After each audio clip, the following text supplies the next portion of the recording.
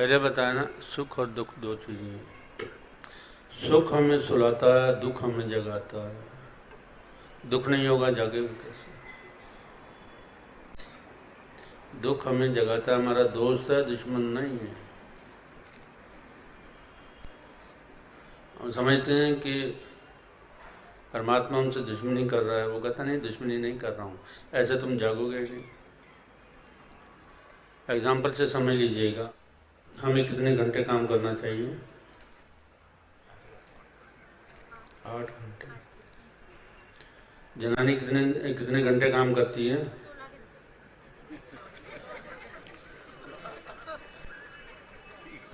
तो ये किस पे जुल्म हो रहा है? हमें होश ही नहीं है इस बात की। और फिर कहते तुम्हारी क्या वैल्यू है बताओ घर में, इतने घंटे काम लेने के बावजूद भी कहते।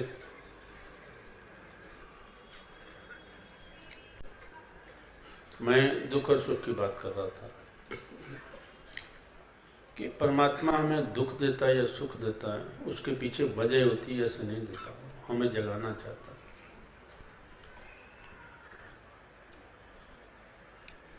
अगर हमें नींद ना आए तो शायद हम 24 घंटे ही काम करेंगे, शरीर को सोने ही नहीं देंगे, बिल्कुल नहीं। कुछ ऐसा भी लोग काम करते हैं, दिन की शिफ्ट भी रात की शिफ्ट भी करते हैं। तो परमात्मा में परेशान हो जाता है, कहते शरीर तो मैंने अपने लिए लिया था, ये बेवकूफ़ क्या कर रहा है, इसको अकल ही है नहीं। तो फिर वो किसी न किसी बहाने अस्पताल ले जाता है कि बेटा अब आराम करो, वैसे तो तुम करोगे नहीं। परमात्मा की बात समझो कि वो हमें आराम करवाने के लिए वो मजबूर कर देते हैं ना, कि भाई वैसे तो हम आराम नहीं करेंगे बिल्कुल भी। तो कहते अच्छा ऐसे नहीं करोगे तो फिर ऐसे मैं करता हूँ, फिर तो आराम करोगे। दुख दे देता है वो। तो वो भी हमारी ज़रूरत होती है, बिना ज़रूरत कोई भी दुख नहीं देता। और फिर दूर करने वाला भी आप ही है। हम ये कहना कि कोई डॉक्टर दूर कर देता है, तो डॉक्टर वॉक्टर दूर नहीं कर सकते हैं, परमात्मा आप ही कर देता है, क्योंकि परमात्मा हमारी इम्यूनिटी है। शायद कुछ लोग बात ना समझ पाए, लेकिन परमात्मा ने हमारे अंदर इम्यूनिटी भरी हुई है कि ताकि इसको कोई परेशानी आए ही ना, पर हम उसको भी सत्यानाश कर देते हैं, कुदरत के अगेंस्ट जा जाके काबिल बना देते हैं ताकि अवेकनिंग आए, वरना अवेकनिंग कैसे आए?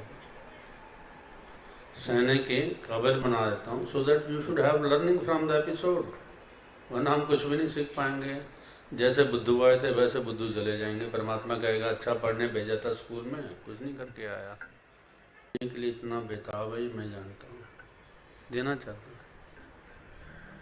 परमात्मा हमें देने के लिए इतना बेताब है ना, मैं बता नहीं सकता,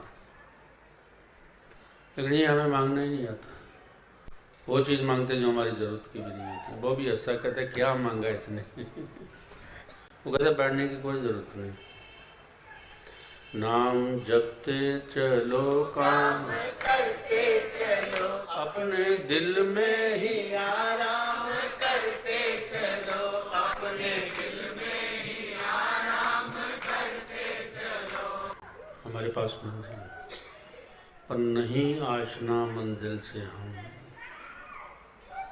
मंजिल खुद ही हो, तुम ही परमात्मा का द्वार हो, कहीं और नहीं जाने की ज़रूरत। अगर जाते हैं तो फिर अपने आप से दूर जा रहे हैं। तुम ही परमात्मा का द्वार हो, तुम ही में ही परमात्मा उतरा हुआ है। पर बात कौन सी पे भाई, बुलिया रब ते तो वख नहीं, शव दूजा कख नहीं, पर तेरी देखने वाली। इसीलिए वो आँख, वो समझ ना होने के कारण हम भागते हैं। खोज हमारी है, ऐसी खोज है हमारी, हर इंसान खोजना चाहता है, पर यह कि खोजने का तरीका गलत हो गया हमारा। हम उससे खोज कर रहे हैं जिसने हमें दूर किया, उसी से खोज कर रहे हैं। वो बताएगा रास्ता? कभी भी नहीं बताएगा। पर चलो कोई बात नहीं, परमात्मा जरूर रास्ता बताएगा। पर आज इतना ही समझ लो कि वो मंजिल हम आप ही हैं, दूसरा नहीं है कोई, अपने तक ही वापस आना है। कहीं बाहर भटकने की जरूरत नहीं है, सिर्फ अपने पास वापस आना। तो बाती भी तुम ही हो, जिससे ज्योति जगे। ज्योति तभी जगती है ना जब दिया हो, तेल और बाती।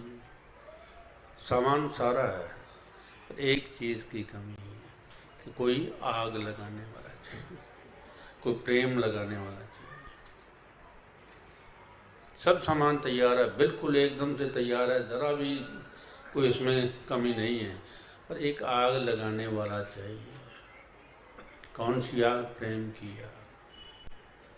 जिस दिन प्रेम की आग लग गई फिर मंजिल दूर नहीं, रास्ता परमात्मा अपने आप तय करवा देगा, क्योंकि प्रेम में परमात्मा आपके साथ है,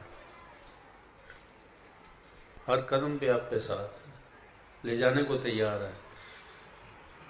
पर हमारे भीतर प्रेम ही पैदा नहीं होता।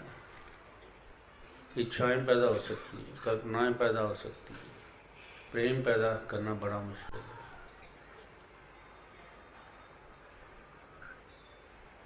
दुनिया का हम हर काम करने के लिए तैयार होते हैं, जब सत्संग की बात होती है परेशानी हो जाती है। हाय, सत्संग पे जाना पड़ेगा, कितने घंटे लगेंगे? हम तभी जाएंगे जब प्रसाद बट रहा होगा।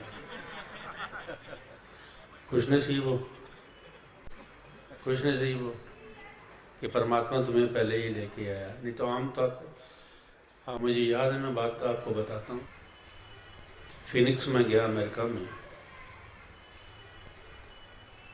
तो वहाँ रिवाज है लोगों का, पहले पूछते हैं पहले समय बताओ कि कितने बजे से कितने बजे तक होगा।